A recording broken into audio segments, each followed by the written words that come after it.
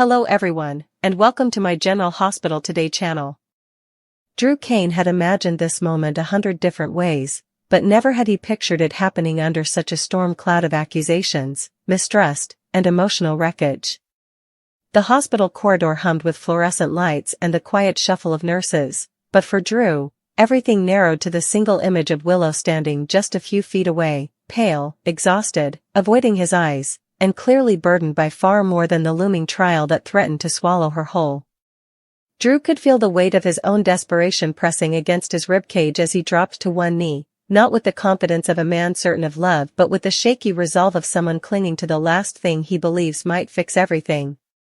He wasn't blind to her reluctance, even before she learned the truth about Nina, even before the messy confession about Wiley, even before their lives exploded into this blurry chaos where no one could fully trust anyone anymore. Willow had never radiated bridal excitement at the mere idea of a future with him. But Drew, frustrated, lonely, and trying far too hard to rewrite the story of his own life, was determined to force a happily ever after where one might not exist. "Marry me," he said, his voice raw, almost pleading, and Willow froze, her stare widening with bewilderment because this moment, this proposal, felt wildly out of place while she was waiting to go on trial for shooting the very man kneeling on the ground in front of her. She insisted she was innocent, insisted she had no memory of pulling the trigger, insisted she couldn't possibly have fired that gun, but the evidence was damning, and even her own internal fear whispered that she could have done it. And yet here he was, asking her to bind herself to him in front of a world that wasn't sure whether she was a victim or a perpetrator. Willow opened her mouth, but no answer came. The marriage had been one of convenience from the start, stability for the kids, stability for her, and a sense of purpose for Drew, but there had never been passion, never been that overwhelming, anchoring love that carries a couple through scandal after scandal. If she said yes now, everyone would know she was accepting for the wrong reasons. If she said no, she'd have to admit, to Drew, to Michael, to the entire town, that she never truly wanted this life with him. And what would that mean for Wiley? For Amelia? For the already fractured structure of their blended families? Her heart twisted with guilt, confusion, and the fear of total collapse. But before she could respond, the air shifted abruptly, filled with a familiar tension that made her stomach drop. Michael Corinthos stepped into the hallway like a fuse walking toward dynamite. He had come to the hospital with the intention of checking on the kids' medical records and getting clarity about Willow's visitation. Instead, he had been pulled aside by Elizabeth Weber, who, per usual, was fiercely protective of Willow, despite the mountain of accusations piling up against her. Elizabeth's grounding, almost motherly calm had been infuriating to Michael, who wanted everything to be black and white, clean and easy, but Liz wouldn't budge. She told him that Willow needed support, not suspicion. That everyone made mistakes. That Willow had been emotionally manipulated, pushed too far, stretched too thin. She insisted Willow deserved to see her children, despite the weapon found in her home, and Michael, torn between rage and grief, reluctantly agreed to at least consider giving her limited access. But that fragile consideration shattered the moment he rounded the corner and saw Drew Cain kneeling in front of Willow, holding out a ring as if this was some kind of fairy tale moment and not the middle of the darkest chapter any of them had lived through. "You have got to be kidding me," Michael hissed, his rage rising like a tidal wave. Willow's eyes darted to him, panic flooding her expression because she knew, that this was about to blow up in ways none of them could control. Drew stood slowly, brushing off his knee, jaw tight, expression defiant. "This doesn't concern you, Michael," he said, but Michael barked out a humorless laugh. "Doesn't concern me? Willow is the mother of my children, Drew. Everything about her future concerns me. Especially when the man proposing to her might have manipulated her into a situation she can't even think straight in." Drew's shoulders tensed. Willow stepped backward, shaking her head as she whispered Michael's name, begging him silently not to unleash everything he knew.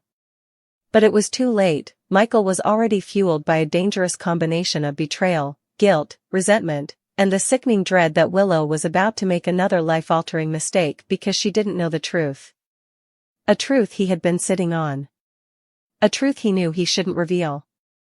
A truth that would destroy Drew's entire narrative, their entire dynamic, and any chance that Willow might say yes. "Willow," Michael said, voice trembling with anger, "before you even think about answering him, there's something you need to know." Drew stepped between them immediately, but Willow shoved past him, eyes narrowing as she demanded, "What secret, Michael?" And he told her, every last detail. The parts Drew thought no one knew. The pieces he had hidden. The late-night argument. The cover-up. The emotional pressure he placed on Wiley. The psychological manipulation. The deal he tried to make behind Willow's back. The lies. The threats. The attempt to rewrite what happened between them at the house the night she blacked out. He exposed Drew's pattern of control, his desperation to cling to family by any means necessary. Willow gasped, her hand flying to her mouth as her entire world seemed to ripple and crack. Drew tried to interrupt, to shout, to explain, but Michael didn't stop, not until the truth was stripped bare, raw, ugly, unavoidable.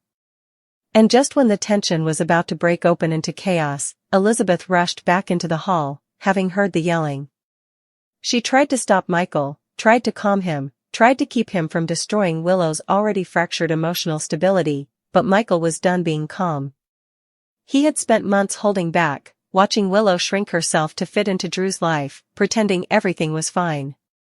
Seeing Drew force a proposal in the middle of her criminal case was Michael's breaking point. His fury finally erupted in a violent storm, not physical but emotional, sharp, dangerous, impossible to contain, as he shouted that Willow deserved the truth, deserved real love, deserved to choose her own life without being manipulated. He demanded she step away from Drew entirely, at least long enough to see clearly. Drew fired back that Michael was only acting out of jealousy, that he couldn't stand the idea of Willow moving on, that this wasn't about the kids or her well-being but about Michael needing to control every person he claims to love. Willow, overwhelmed by the two men who claimed to have her best interest at heart, screamed for them to stop. For the first time in months, her voice carried power, shaking the air around them, silencing both men instantly. Tears rolled down her cheeks, but she didn't wipe them away. She looked at Drew with heartbreak, at Michael with betrayal, at Elizabeth with pleading desperation. "I can't do this," she whispered, her voice fractured. "I can't marry anyone. I can't fight both of you. I can't keep pretending I'm okay." Drew's face fell. Michael took a step toward her but froze when she held up a trembling hand. "And I can't keep putting my kids through this," she said, shaking her head. "Not until I know who I am, what I did, and what kind of person I'm becoming." The hallway fell silent. For a long, painful moment, none of them moved. None of them breathed. None of them knew what would happen next. But the teasers were right, Michael's fury wasn't done. Not even close. Because what he had just unleashed was only the beginning of a storm that would rip through all their lives, binding them together in ways none of them saw coming, and tearing them apart in ways they could never undo. The silence that followed Willow's trembled confession felt like a living thing, stretching along the hospital corridor and coiling itself around each person present as though feeding on their guilt, their shock, their unspoken fears. Elizabeth stood frozen with her hand over her mouth, realizing far too late that her frantic attempt to protect Willow from Michael's wrath had collapsed entirely, leaving Willow more exposed and vulnerable than ever. Drew's shoulders sagged, years of emotional armor crumbling in an instant as he stared at the woman he was so desperate to hold on to, now slipping away like sand through his fingers. And Michael, whose outrage had always been fueled by equal parts righteousness and pain, found himself suddenly hollow, as if the fiery burst that had propelled his words moments ago had burned him empty. Willow's tears glistened under the harsh overhead lighting, each drop tracing a path of absolute devastation down her cheeks. She wasn't crying because of Drew or Michael alone, she was crying because her life had become an impossible maze of responsibility, guilt, fear, pressure, and the suffocating weight of everyone else's expectations. Even now, as the two men stared at her as though waiting for instructions, the pressure pressed deeper. She felt like she was dissolving beneath the crushing intensity of their emotions, breaking apart in real time. She thought of Wiley's innocent smile, Amelia's tiny hands clinging to her, James asking when she would come home, every child in her orbit who depended on her to be stable, present, loving. But how could she be any of those things when she couldn't even trust her own memory? Willow pressed her back against the wall, closing her eyes as panic overtook her. It started as a flutter, then grew into a full wave of dizziness that made her knees buckle. Elizabeth lunged forward, catching her before she slid to the floor. Hey, Willow, breathe," Liz whispered urgently, cradling her shoulders as she eased her down gently. Drew instinctively reached for her, but Elizabeth blocked him with a sharp, commanding glare that made him stop cold. "No. Not right now," she snapped, and for once, Drew didn't argue. Michael knelt on the other side of Willow, torn between wanting to comfort her and fearing that his presence would only make things worse. His entire body was shaking with residual anger, but beneath it was something rawer, regret. He had wanted the truth out, yes, but not like this, not with Willow falling apart in a hallway because of him. "Willow, hey," Michael said softly, his voice breaking around the edges. "Look at me. Please." She did, and the heartbreak etched across her face nearly destroyed him. She didn't have to speak for Michael to hear the accusation lingering between them, "You didn't protect me." "Not this time." Drew stepped back as though physically pushed by the realization. For once, he saw Willow not as someone he needed to win, fix, or keep, but as a person who was drowning.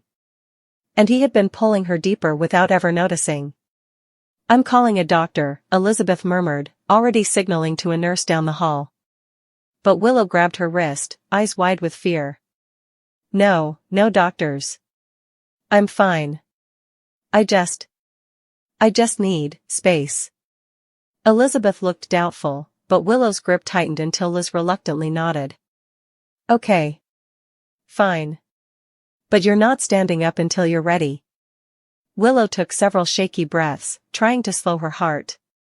The hallway remained tense, charged, and eerily quiet except for the distant beeping of hospital monitors. Drew raked a hand through his hair, pacing.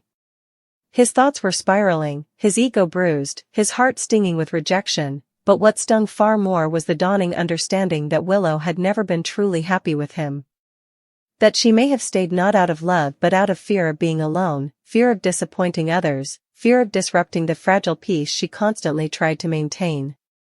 He hated that he had contributed to that fear. Michael felt a similar sting, though buried beneath layers of anger. He had always justified his intensity, his controlling tendencies, as love. As protection. As leadership. But standing here, seeing Willow trembling in Elizabeth's arms, he was forced to confront the truth: he hadn't protected her. He had cornered her. Pressured her. Weaponized the truth at the worst possible moment. Willow finally whispered, "Stop looking at me like I'm broken," her voice barely audible but somehow more powerful than anything she'd said before. Drew and Michael froze. "I'm not broken," she continued, and though her voice shook, her expression steadied. "But I am lost.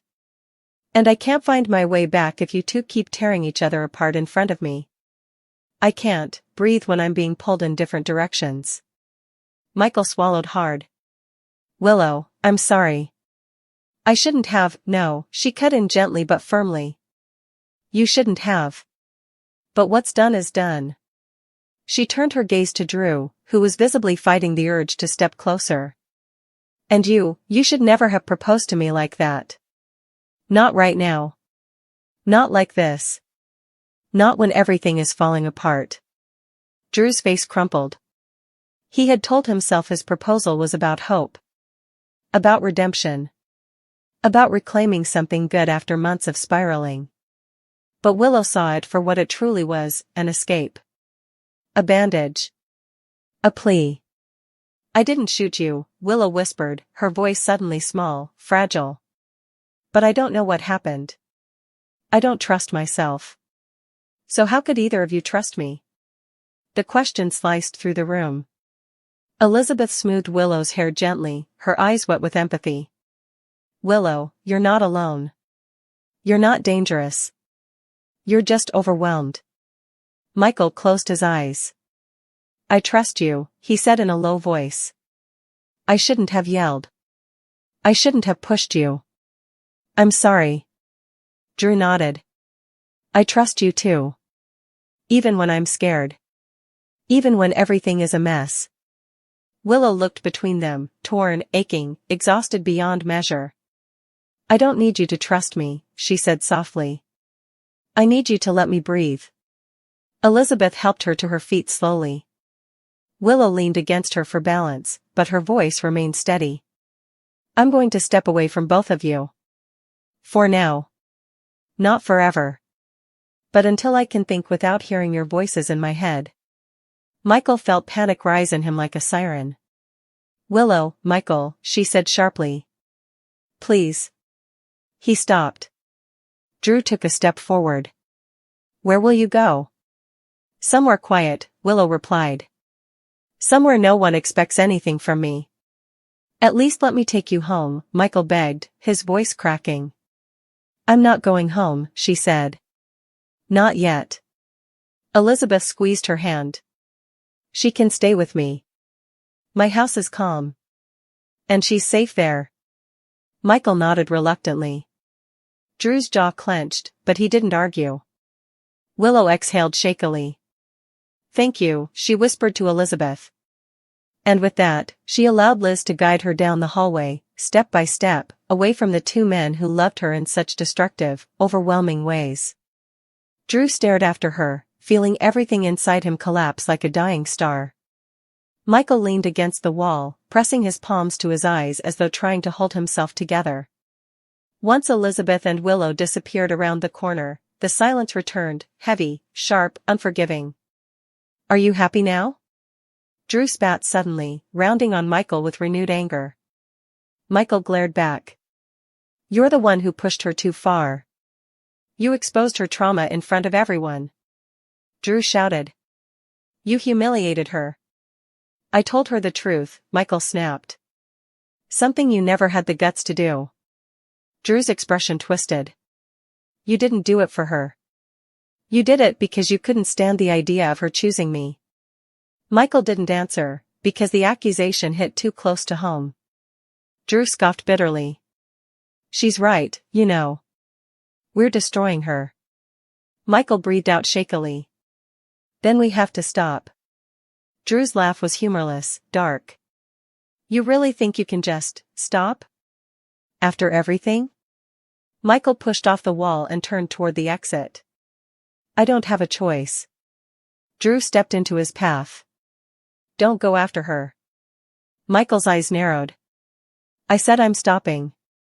Not for you. For her. Drew studied him for a long moment. Good, he finally muttered. Because if you chase her right now, you'll lose her for good. Michael swallowed that truth like poison. Drew stepped aside, and Michael left without another word. Drew remained in the hallway for a long time after, staring at the empty space where Willow had stood, feeling the full weight of the day settling on his shoulders. His proposal had failed. His secrets were exposed. His relationship, whatever it was, had splintered beyond recognition. And worst of all, Willow was alone with her thoughts, with the fear that she may have done something unforgivable. Drew sank into a chair, burying his face in his hands. For once in his life, he didn't know what to do next. Meanwhile, as Elizabeth led Willow into an empty family room to rest, she caught sight of something that made her blood run cold, a familiar police detective speaking quietly to a nurse. He held a folder. A warrant. Evidence. Elizabeth's hand tightened protectively around Willow's shoulders. The detective looked up, and locked eyes with both of them. Willow felt her chest seize as the detective approached, his expression grim. Willow, he said gently. I'm sorry. But we need to talk about new information regarding the shooting. Willow's breath caught. Elizabeth's heart hammered.